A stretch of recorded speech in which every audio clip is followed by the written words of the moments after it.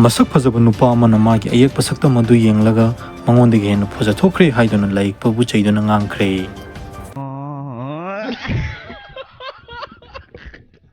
mai kana bu ye ino ne phatiye ke di phajana ye athagat ke de huirong jingidi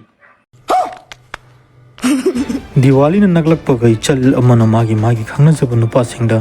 gift pack semlaga pina bagi video tutorial ama thagat piragi mayam amuktang mijeng tamina si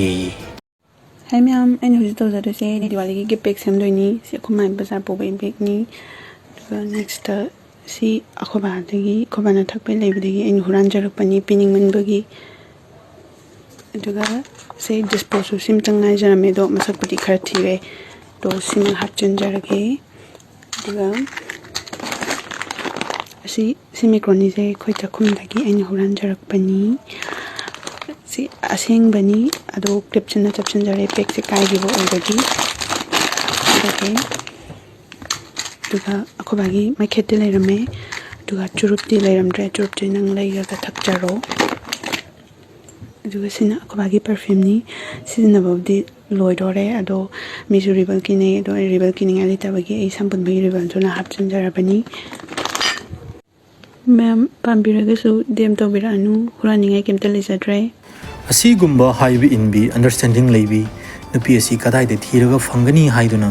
khoyum thangnaba jurai chobo talu khoina hanglakli aina hai manipur da dum phanglabane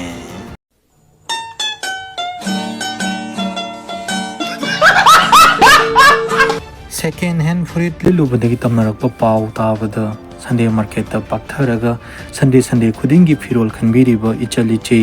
ichininaw mama kaka adu ada mayam mipainaba pokre maru oina aina hojik setliba firol sisu second hand ni edusu lupa yangai piba